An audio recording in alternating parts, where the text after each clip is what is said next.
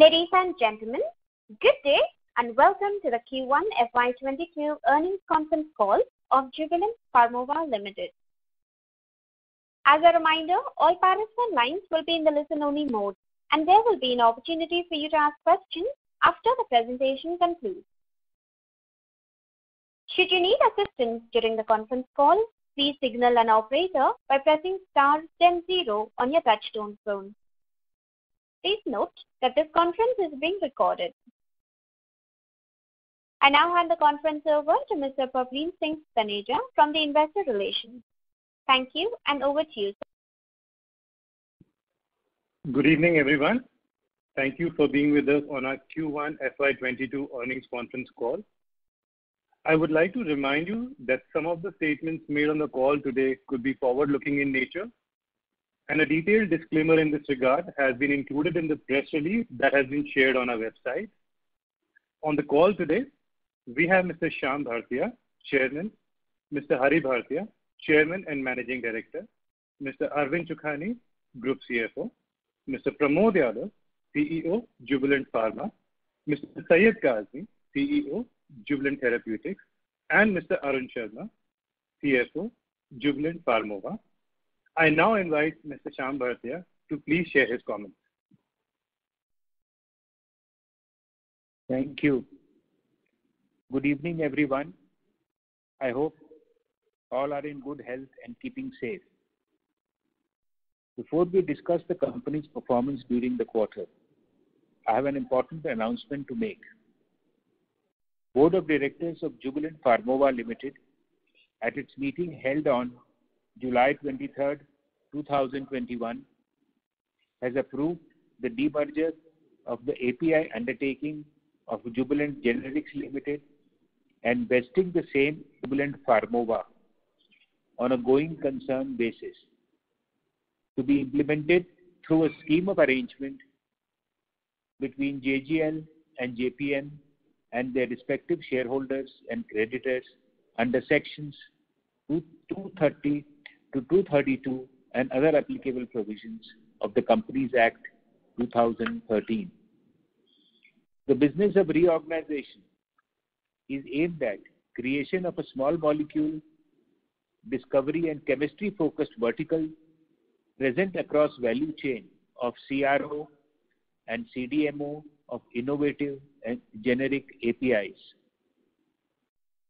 It will strengthen and sustain long-term growth, profitability, market share, customer service, risk management, as it requires focused management attention, different skill sets and resources. This will ensure that synergies between CRO and CDMO businesses are realized more effectively under a holding/subsidiary company structure as compared to fellow subsidiary structure. This organization would also help in supporting our customers for their needs from early stage of research to commercialization of active ingredients and will provide competitive edge to this business. Now coming to the company's performance in Q1 FY22. Though the Radiopharma continues to be impacted due to COVID in Q1, we saw sequential improvement in specialty pharma segment with gradual recovery across radiopharmaceuticals, radiopharmacy and allergy. In radiopharmaceuticals, we have enhanced efforts to promote existing products as well as expand our product pipeline with strategic partnership. With a gradual recovery in nuclear medicine procedures, the radiopharmacy business has come close to pre-COVID levels and turnaround plan is on track.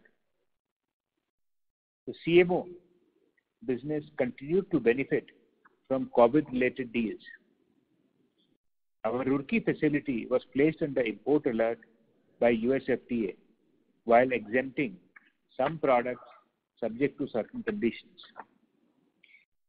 For rest of the products, revenue impact for the company is less than 3% of the total revenues. The company will engage with the agency to resolve the import alert at the earliest and ensure CGMP compliance. Contract research and development service business witnessed strong year-on-year growth in revenues led by healthy demand from customers. We have doubled our chemistry research capacity and the facility is operational now. Despite COVID-19 related lockdowns, we have been able to ensure continuity in most of our manufacturing operations across all business segments, while at the same time ensuring safety of our employees. I take this opportunity to thank all our employees who have worked tirelessly across all our plants and offices to ensure continuity in company's operations while continue to serve our global customers. With this, I hand over to Pramod to discuss the pharma business. Thank you, Mr. Bhartiya. A very good evening to all of you. Pharmaceutical revenue was at rupees 1,541 crore versus rupees 1,096 crore in Q1 FY21. In Radiopharma business, due to improving COVID situation in the US, there is gradual improvement barring lung scans which are trailing the recovery curve. The RUBY-FILL installs are picking up and we expect to gain momentum in the US if COVID-19 situation remains stable. In Radiopharma, we continue to maintain majority market share and have long-term contracts in place. We are building a long-term pipeline of radiopharmaceuticals, including generics, as well as proprietary products being used as the diagnostic, therapeutics, theranostics, and the devices via in-house R&D, as well as strategic partnerships with key nuclear medicine companies. We are at the detailed turnaround plan for radiopharmacies to grow top line strongly with new customer wins, expand network to service newer geographies, and enhance cost and procurement efficiencies. The allergy immunotherapy volumes have normalized to pre-COVID levels in Q1 FY22 as COVID-related restrictions ease. The CMO business revenue grew year on year based on strong demand from customers as well as COVID-related deals. The rupees 200 crore COVID-related revenue for FY22 indicated in the pre-quarter has been realized in Q1, and we expect to realize an additional about rupees 100 crore in the rest of FY22. Though we have seen pricing pressure in API as well as the generic business, especially on sartans. However, the generic business overall grew year on year as well as quarter on quarter on back of higher volumes, including remdesivir sales. Our R&D spend is primarily directed towards development of new products in radiopharmaceuticals, API, generics, and allergies. The radiopharmaceutical spend is the highest given the complexity of the business and the fact that some of the products are innovative in nature. The EBITDA for quarter was at rupees 362 crore as compared to rupees 179 crore in Q1 FY21. The Roorkee formulation facility was placed under import alert by US FDA. The agency has exempted a few products from the import alert, namely the Meclizine, Olanzapine ODT, Risperidone ODT, Spironolactone, and Valsartan. The conditions for exemptions include testing by an independent third party, the certification by an independent third party auditor, and confirmation that no batch or lot offered was involved in an incident associated with an out of specification results. For rest of the product, revenue impact for the company is less than 3% of total revenue. We are engaging with the agency and are taking help of consultants and hope to resolve the issue soon. and the Nanjangud OAI status remains as it is. We have completed remediation activities and await US FDA inspection. With this, I hand over to Arvind to provide insight into contract research and development services business. Thank you, Pramod. Our contract research and development services business under Jubilant Biosys brand continues to deliver a very healthy performance during Q1. This was driven by strong demand from biotech companies for our integrated discovery as well as functional services such as chemistry, DMPK, and discovery biology. The business has a healthy pipeline of new contracts and customer acquisitions for FY22. Q1 FY22 revenue grew 55% year-on-year and EBITDA grew 90% year-on-year. As we informed in the previous quarter, the business has committed investment to double the chemistry research capacity in Greater Noida, and the facility is operational now. With this, I now hand over to Syed to discover the proprietary novel drugs pipeline. Over to you, Syed. Thank you, Arvind. Good evening, everyone. In our proprietary novel drug business, we are developing a pipeline of potential first-in-class and best-in-class agents to deliver precision medicines focusing on addressing unmet medical needs in the area of oncology and autoimmune disorders. We are also leveraging our industry-validated drug discovery platform to identify novel promising agents and move them from discovery to development on an accelerated timeline. Our first-in-class LSD1 HDAC6 dual inhibitor addresses multi-billion-dollar market segments in both hematological malignancies and solid tumors, and is undergoing investigational new drug IND studies with a goal to file IND and initiate first-in-human clinical studies in early 2022. Two more programs are following this lead. A first-in-class PAD4 inhibitor targeting autoimmune disorders such as rheumatoid arthritis subsets, as well as metastatic cancer, and a differentiated PRMT5 inhibitor with potential best-in-class profile, which uniquely shows both blood and brain exposure, and therefore can address brain tumors like glioblastoma as well as brain metastasis. IND filings for these two programs are planned over the next 12 to 15 months. The U.S. biotech market is witnessing very strong investor interest in precision therapeutics in oncology and autoimmune diseases based on the recent equity raises at attractive valuations. In our proprietary novel drug business, we are developing very high potential and first-in-class assets in these areas. 4 of our assets under development are at advanced preclinical stage and will transition to clinics starting early next year.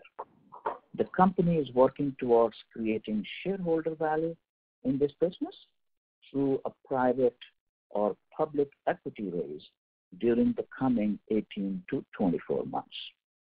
With this, I now hand over to Arun to discuss the financials. Thank you, Syed. A very good evening, and I thank everyone for taking out time and joining us on our quarterly earnings conference call. I would like to highlight the company's financial performance for the quarter ended June 30, 2021. As the LSI business stands demerged from Jubilant Pharmova effective February 1, 2021, I would cover performance of our continuing business, which includes pharmaceuticals, contract research and development services, and proprietary novel drugs. Revenue from operations during the quarter was at 1,635 crore as compared with rupees 1,156 crore in Q1 last year. Pharma revenue was at 1,541 crore versus 1,096 crores in Q1 FY21. While contract research business reported revenues at 88 crores as compared with 57 crores during Q1 FY21. The EBITDA reported during the quarter was at 379 crores as compared to 183 crores in Q1 FY21, with margin at 23.2% versus 15.8% in Q1 FY21. Depreciation and amortization expense during the quarter was at 88 crores versus rupees 82 crores in Q1 FY21. Finance cost during the quarter was at 35 crores versus rupees 48 crores in Q1 FY21, a reduction of 28% YOY. Average blended interest rate for the quarter was at 4.64% per annum. During the quarter was at 160 crores as compared with 35 in Q1 last year. EPS was at rupees 10.1 per share versus rupees 2 per share in Q1 last year. We continue to focus on deleveraging, and I'm glad to mention that during the quarter, the company reduced its net debt on a constant currency basis by rupees 277 crore to rupees 1,651 crores. Capital expenditure, excluding R&D capitalization, was at 106 crores for the quarter for FY22. We plan to spend around 700 to 800 crores. With this, I would like to conclude our opening remarks. We will now be happy to address any question that you may have. Thank you. Thank you very much. We will now begin the question and answer session. Anyone who wishes to ask a question may press star and 1 on the touchtone telephone. If you wish to remove yourself from the question queue, you may press star and 2. Participants are requested to use handsets while asking a question. Anyone who would like to ask a question, you may press star and 1 at this time. Ladies and gentlemen, we will wait for a moment while the question queue assembles.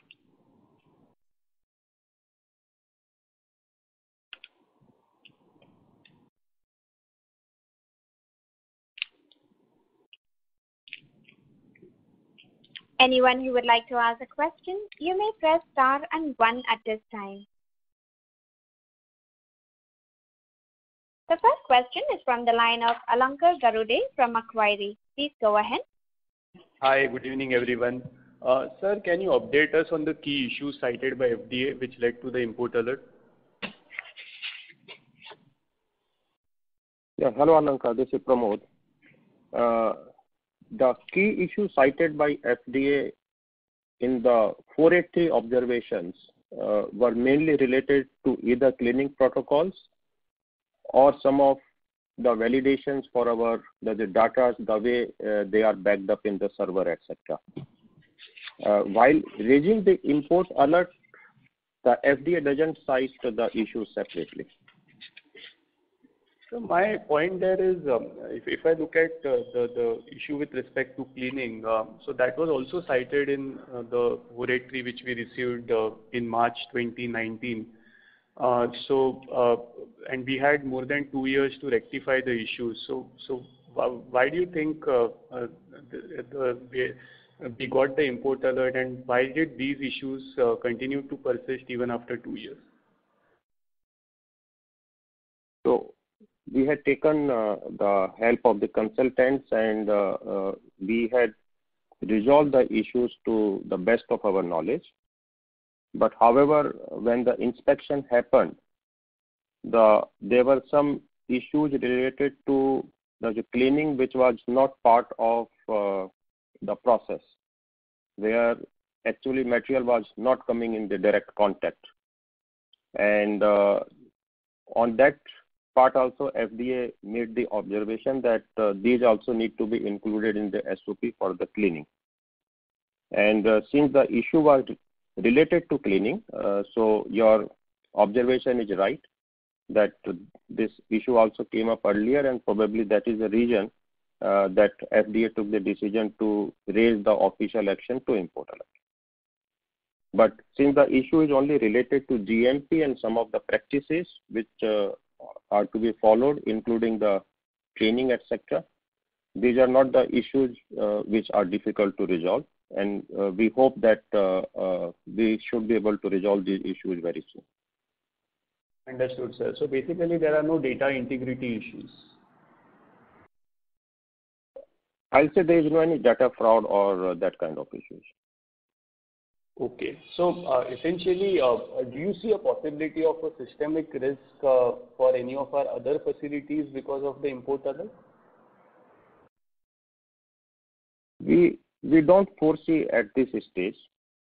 We don't have such kind of observations at the other facilities. So there's nothing more to comment on that at this stage. Fair enough, sir. Sir, my second question is, if you look at the restructuring, is it a precursor to a separate listing of the CRAMS and the API business in the future?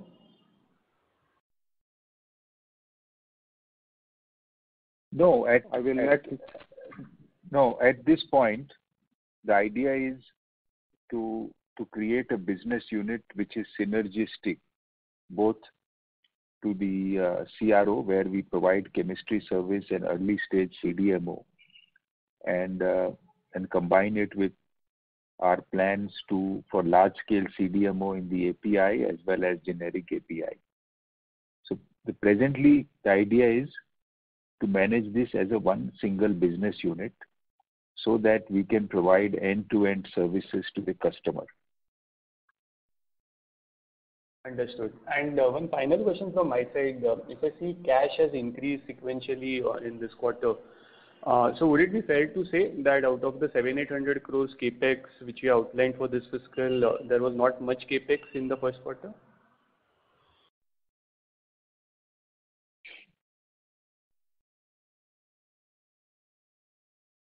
I think Arun had mentioned that we spent about 106 crore in Q1. Okay. Yeah. Okay. Fair enough, sir. Thanks and all the best. Thank you. The next question is from the line of Rahul Veera from Abacus. Please go ahead. Hi, sir.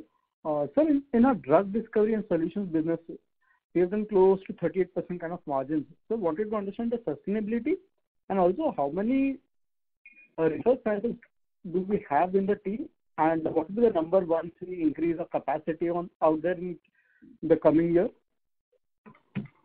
Mm-hmm. So as you heard that we doubled our chemistry service offering and the start of Greater Noida unit. And we do see a good traction in the market, and we are hoping by the time we reach end of next year, we should further look at increasing capacity, and we have room available in the Greater Noida facility itself. So we can quickly take up expansion or fit out of the units if we need more capacity there. As far as other discovery services are concerned, we do want to expand it in Bangalore, and for which the plans are getting finalized, which both integrated drug discovery as well as other biology related services. Sure. Sir, my question is, what is the number of scientists do we have right now on payroll, and post the increased capacity, what will be the number of scientists then in the drug discovery business? I'll in hand, but I'll make sure that it comes to you. Sure. That would be great, sir. And sir, one quick question. So post this reorganization, so the two units will be largely the radiopharma and the other one will be CRAMS. That is the way to look at it? No, not radiopharma. Okay. So could you just give some highlight out there, like how will the business structure will look? Like which will be the two large divisions for us after this restructuring? No, sorry. What was your question? So post the restructuring, how will our business appear? I mean, which will be the one large division, which will be the second division? Right now we report a specialty, CDMO, drug discovery. Yeah. So in Jubilant Pharma will be large business, and then CDMO will also be large business.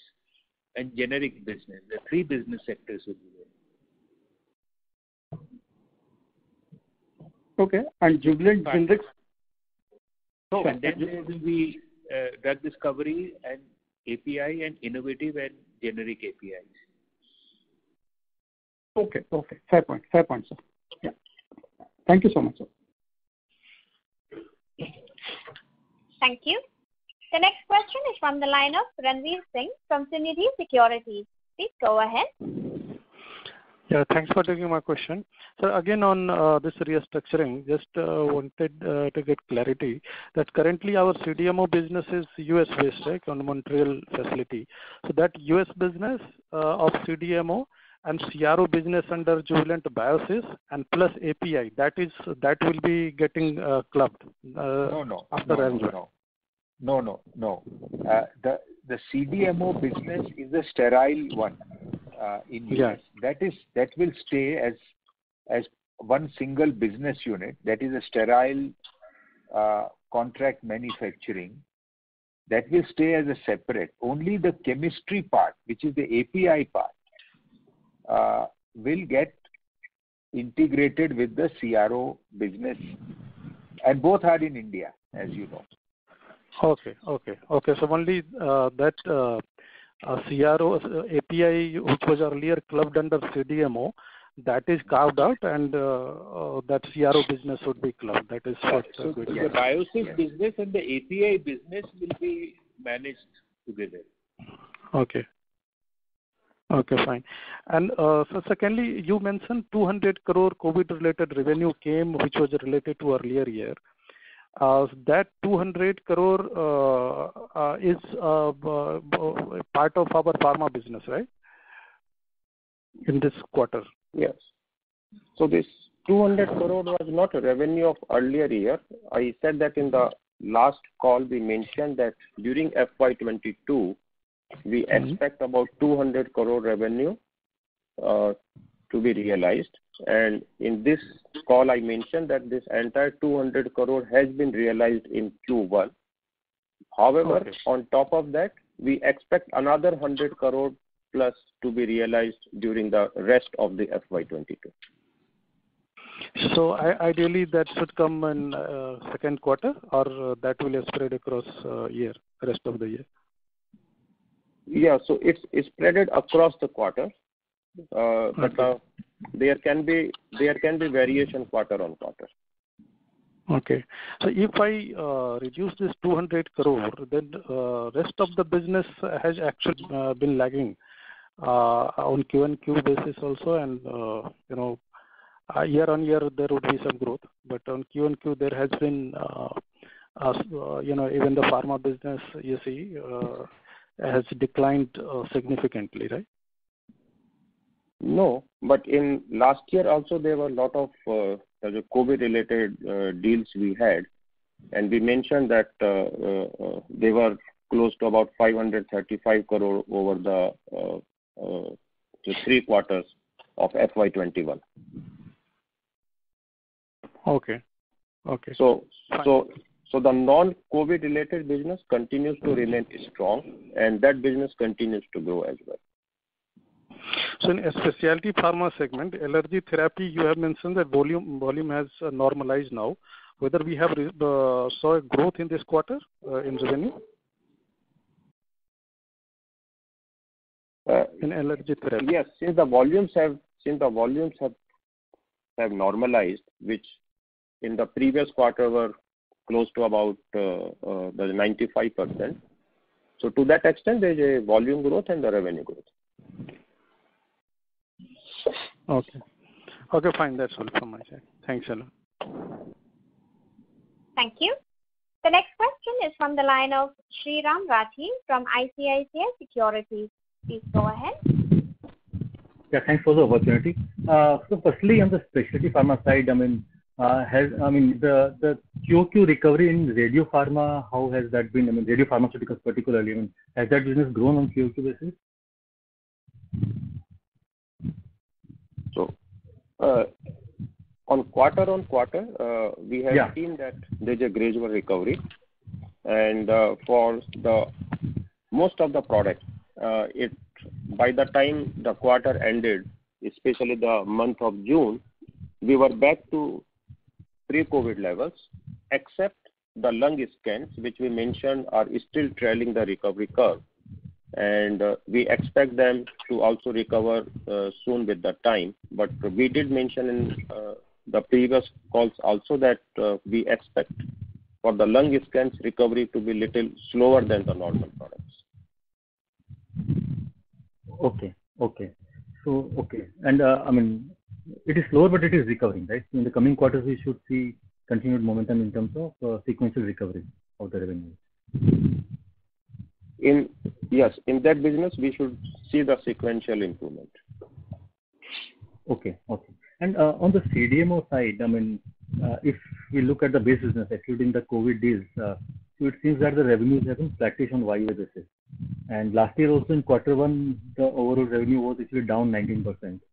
So just wanted to understand on the lower base also we are flattish. So the base business, we have the order book of around 3,600 crores as this was last time, but that is not somehow visible in the numbers.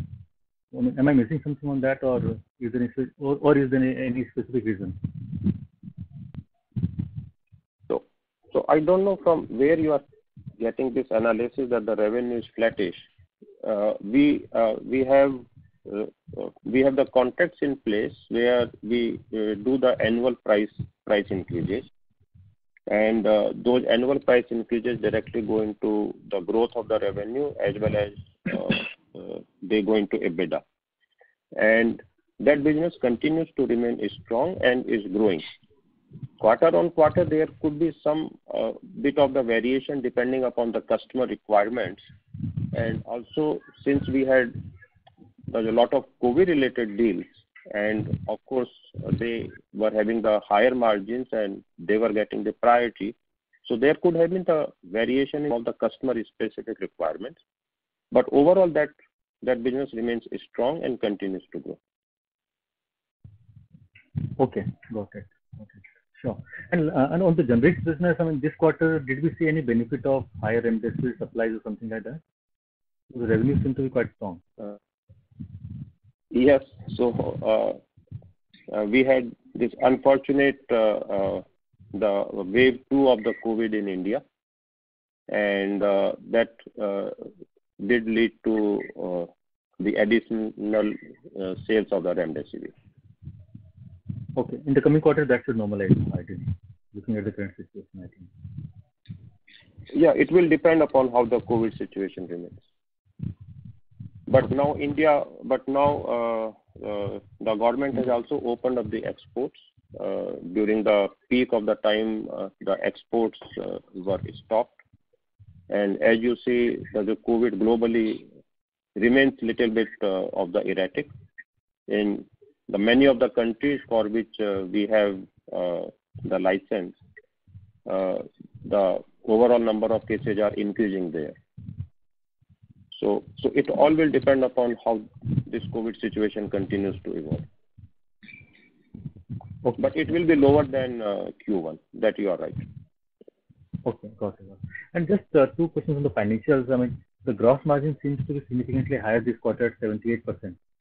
Is it because of the COVID-related supplies? Yes, that did have an impact.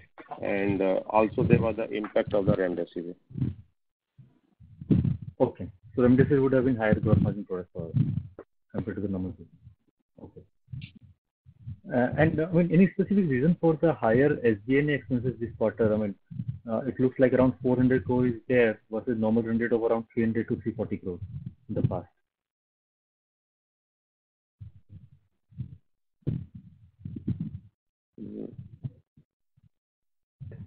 No, there is no any specific reason for that. It may have been the normal this marketing related expenses, and in the previous quarters, especially in Q1 of the last year when the COVID was there, so all the traveling etc. had totally stopped. And as the situation improves, some of those expenses start coming back. Plus, we are also spending the additional amount for the the growth for the RubyFill, and that impact is also there. Okay. So we should probably we should model with this current run rate now for the future quarters.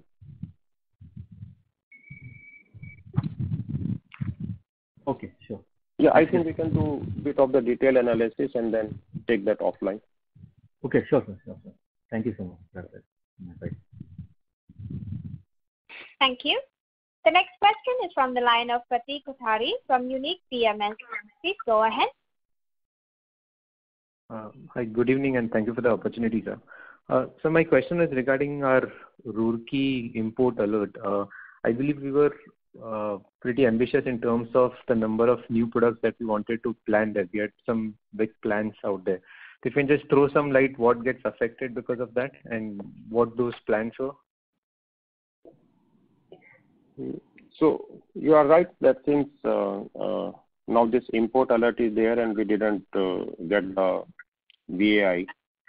So till the import alert is lifted, that plan gets postponed. So we can assume that at least there could be a delay of about a year because of that. But in the meantime, we are also exploring the possibilities that all the important products which are there, if we can file them from the different locations, so that we are able to bring the products earlier in the market.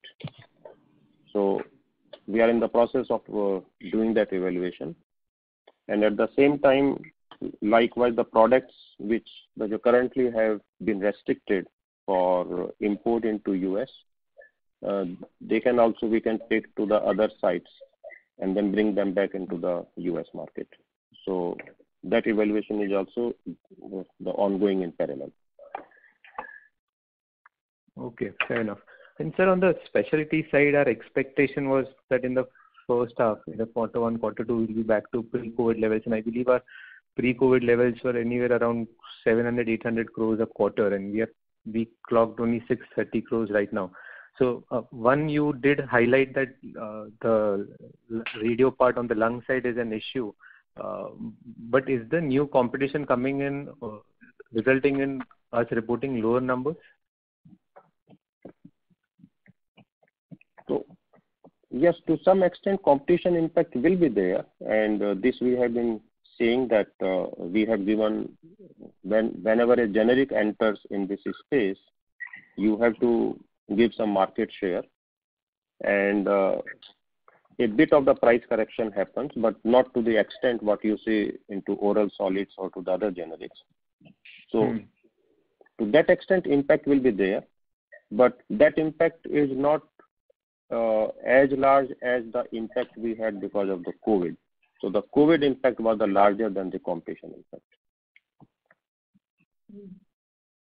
Fair enough. And so my last question on the CDMO side, I mean, like you mentioned, the 4 or 5 deals COVID related which we won last year. I mean, we'll be completing that in the next quarter.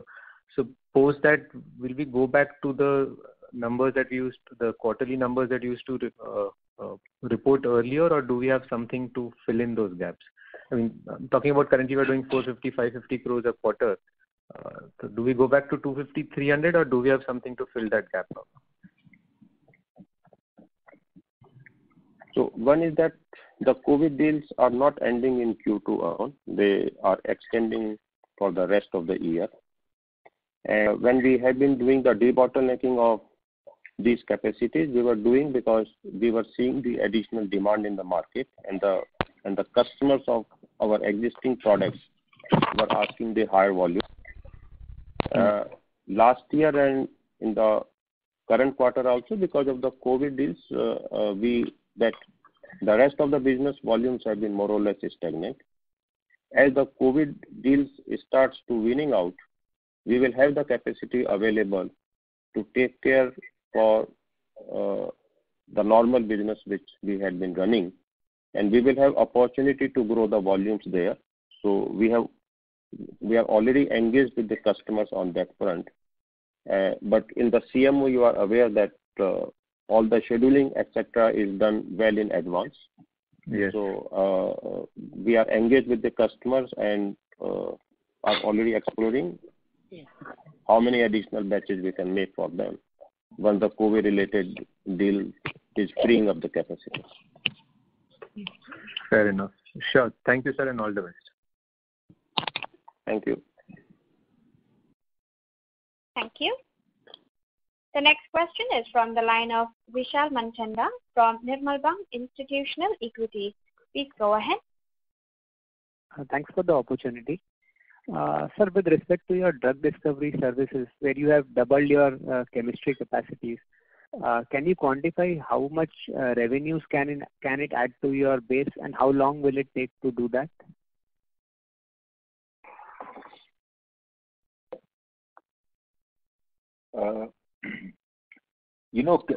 As you know, 50% of our business comes from integrated, and about 50% comes from chemistry service.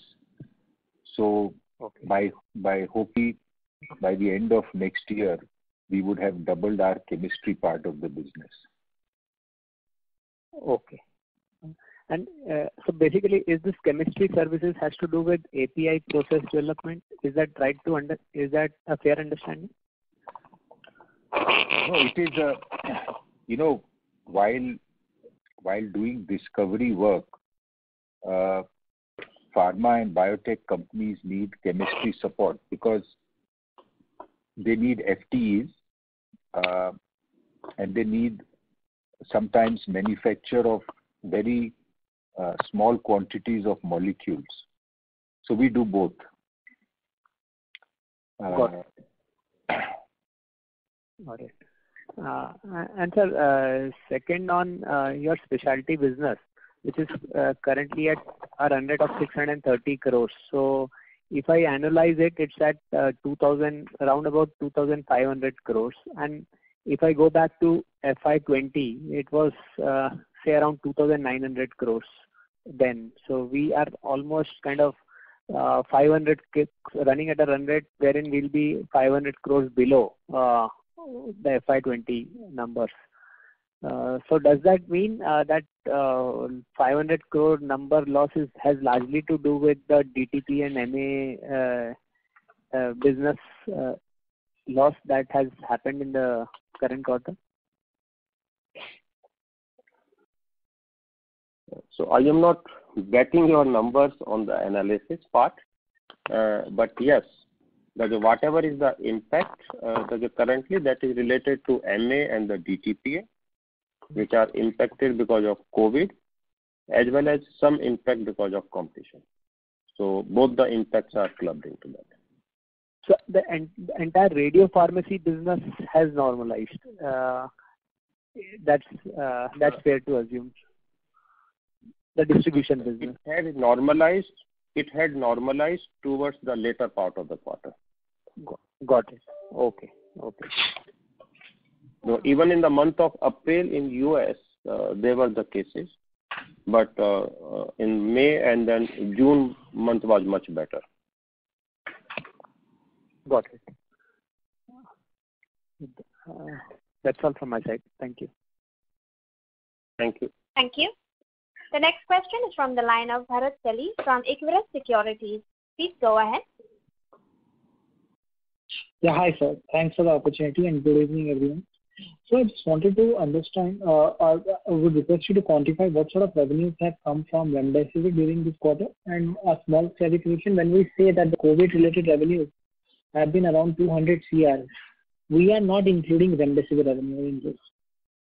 Can you clarify that?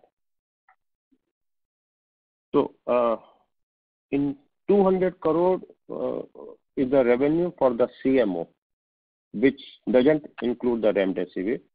That's the revenue we get from the North America market for the CMO business, what we do for the innovator company.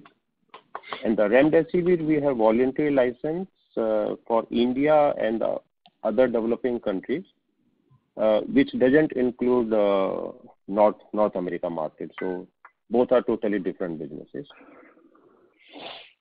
Right. And can you quantify how much has come during the quarter from remdesivir? I think the product-specific quantification we should avoid.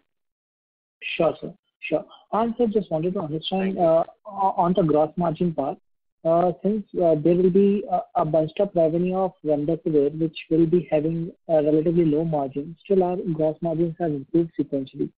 So what exactly could be the reason for that? Because remdesivir would be relatively far lower margin, and there have been some price cuts as well during the start of the quarter. No, margins in the remdesivir were reasonably good.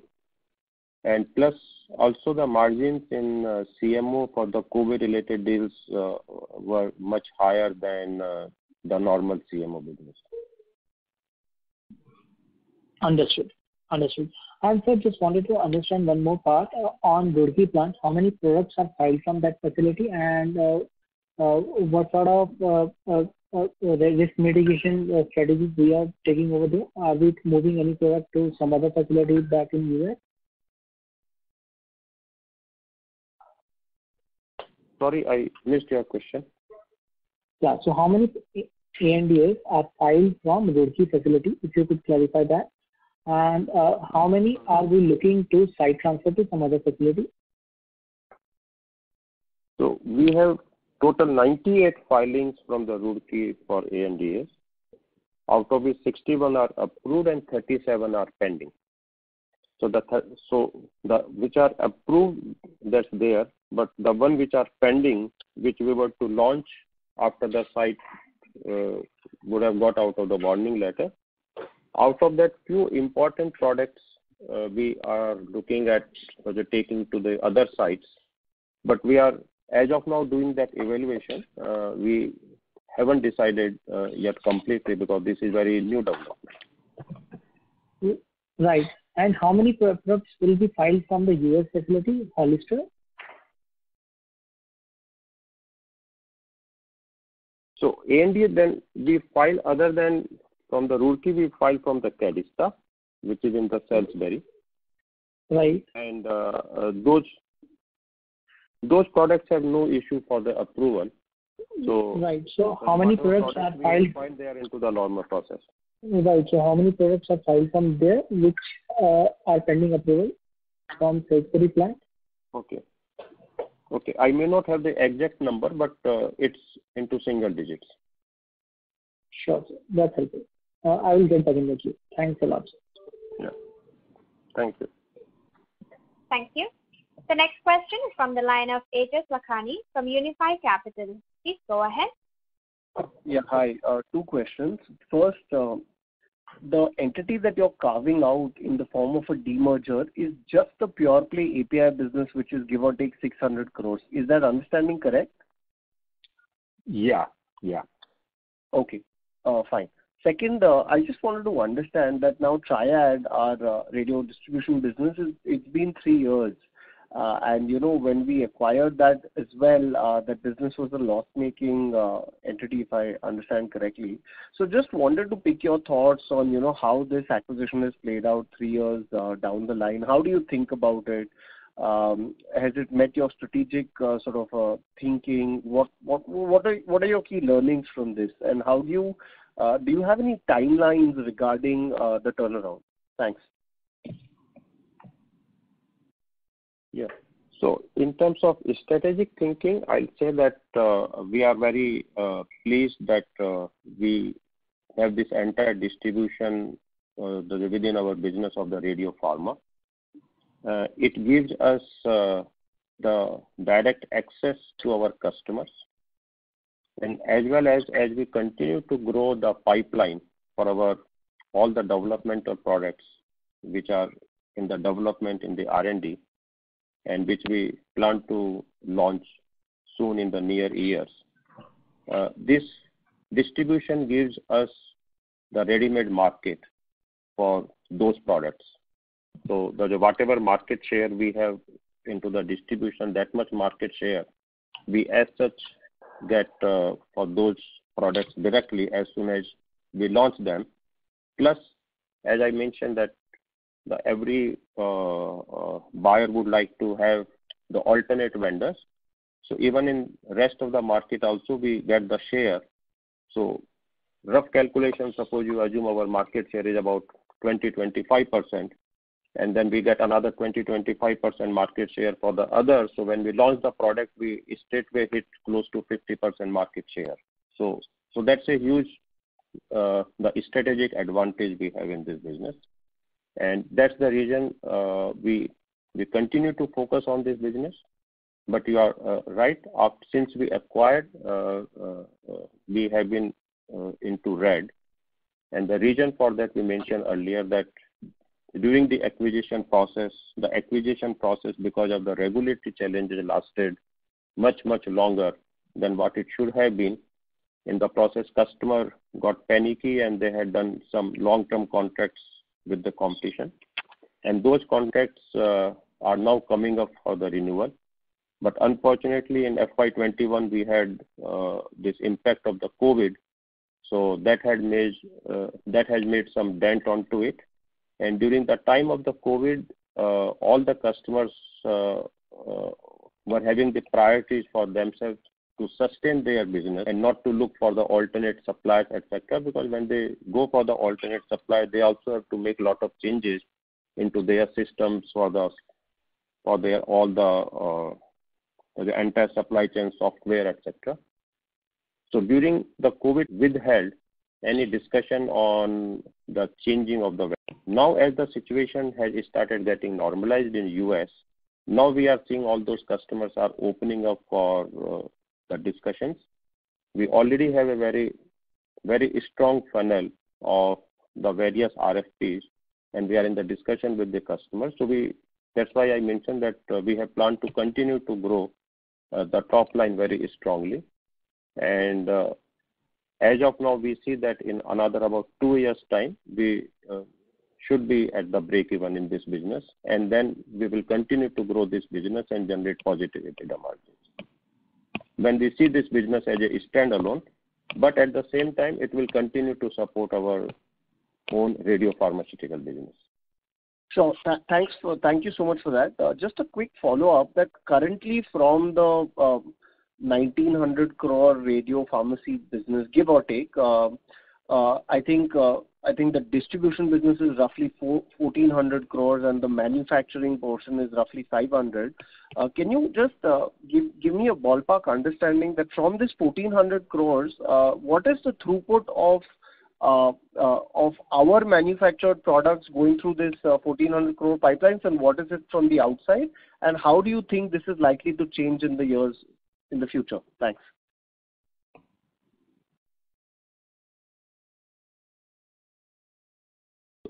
One is that I'm getting lost in your numbers because they are quite very different than the reality. But however, I mentioned we have about close to 20-25% market share, and but in this business we don't distribute only our product. We are also distributing the products of our competitors. So for our product, mostly the priority always remains that we are distributing our own. But however, it's not on exclusive basis because we also have to take care of the customer's requirement, and the customers may have the contract with our customers with our competitors. So it's a mix. Sure. So could you just give the proportion of? I'm so sorry to interrupt you, Mr. Lakhani. May I request you to rejoin the queue for follow-up questions, as there are several others waiting for their turn as well. We would also request participants to please limit your question to 2 at a time. Should you have a follow-up question, please rejoin the queue. Thank you. The next question is from the line of Shanti Patel, an individual investor. Please go ahead. Hello. Good evening, sir. My question is, what will be your capital return on capital employed and return on equity approximately as on 31st March 2022 and 31st March 2023? And the second question is, in respect of various verticals, what is our market share in India?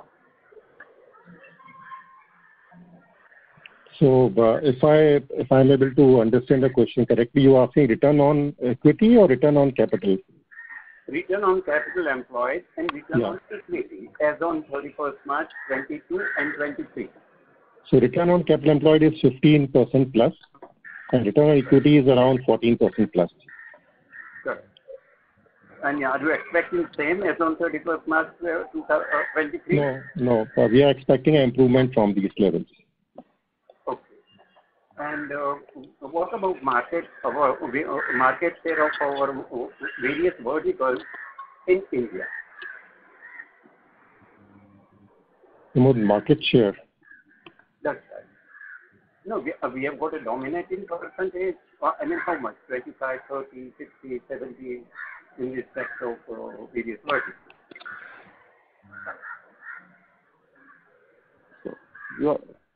Sorry, this is Pramod here.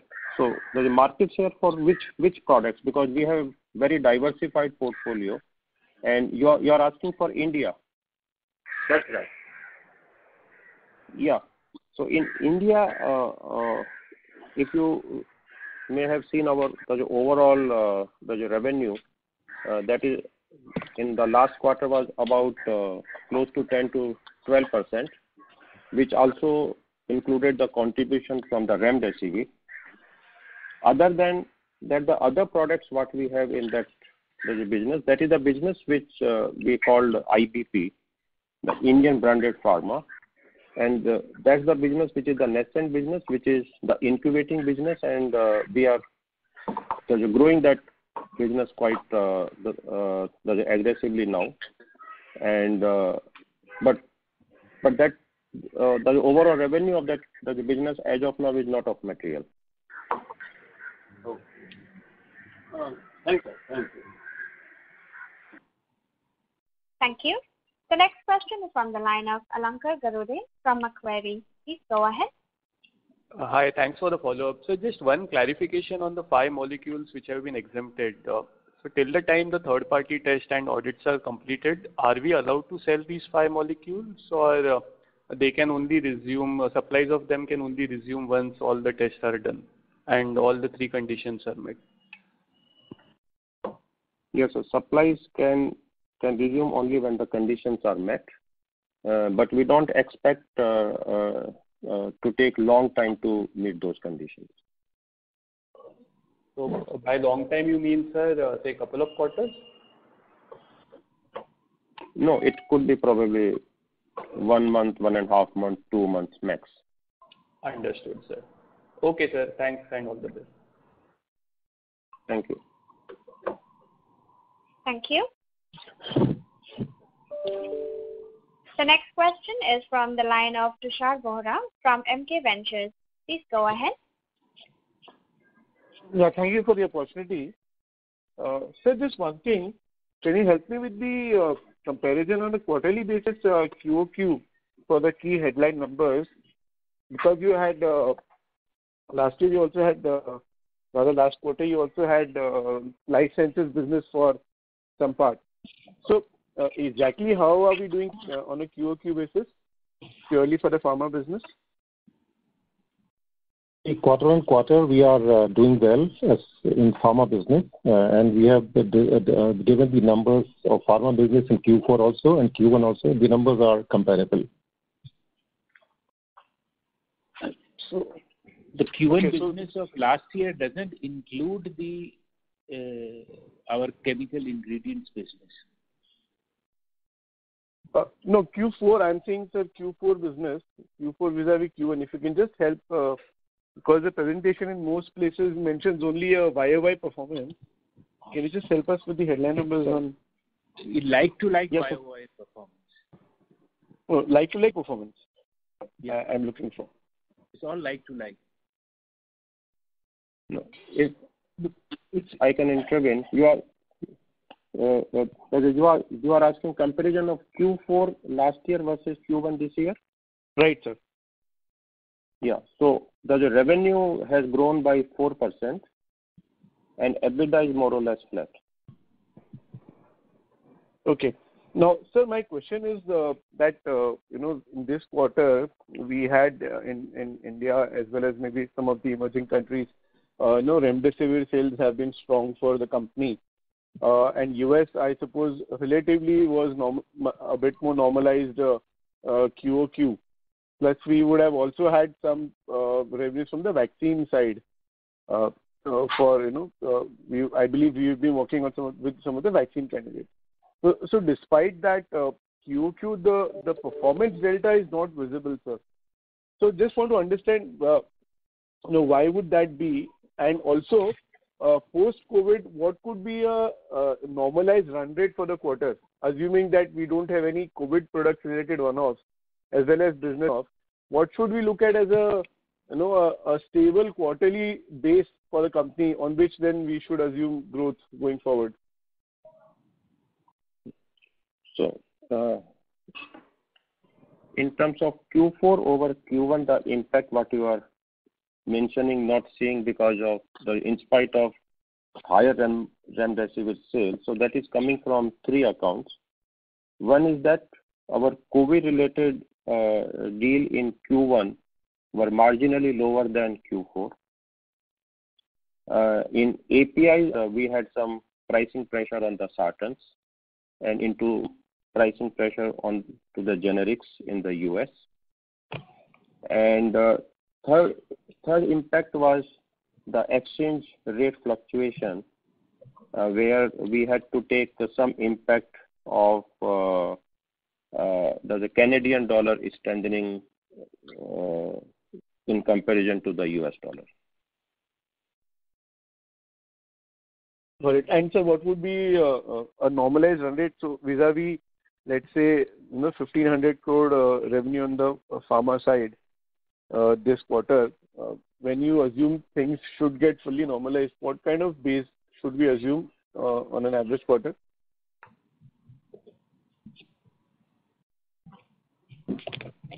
So I will say business to business, you will have the variations. Like some of the CMO COVID deals will go down, but then we will have the growth coming in from radio pharma business as the COVID gets normalized. Both these businesses are compensating each other due to the impact of the COVID. And also we need to watch the pricing development onto the API and onto the generic space. And we should see the recovery over there. So on the just a follow up on this. So on APIs, as you mentioned, sartans being one of our key product baskets is facing pressure. And on the generic side, given our plants are facing regulatory issues, couple of key plants, so some of the growth has got hampered. So how exactly do we expect this basket to grow? And on the radio pharma side, would it be fair to assume that since a large part of your normalization is to come from the radio pharma business only, which remains a high margin, it should more than compensate for the drop in margins because of the COVID-related business? So on an overall basis, as the things get normalized, should we see a gradual improvement in margins further from here? If the lung scan procedures comes back to the normal level, then what you are saying is right. But the only issue is that we are seeing that bit slow the recovery. However, we are making efforts in terms of conducting the webinars and educating the physicians to start using the scans, because the entire procedure is absolutely safe. The SNMMI has also issued the guidelines that are asking all the physicians to go back to MA and the DTPA because the entire procedure is safe. So the development, so the efforts in that direction are going, and we have to see the recovery over there happening. But overall, when that happens, then the business should be back to normal. Plus, then we will bring the additional products which are into the R&D, and we also continue to grow the RubyFill. We also will have the capacity in the CMO to grow our other products. Then the allergy business continues to do well. And in API, we have the traction for the volumes. Though we will have impact from the Roorkee for the supplies to the US market, but then Roorkee will have additional capacity available to take care of the rest of the world market. So when you look at all these, there are many of the opportunities for us to grow, then just the lung scan the procedures where the recovery is little slow has many other places where we can not only compensate that but grow even more. Thank you. Ladies and gentlemen, that was the last question for today. I now hand the conference over to the management for closing comments.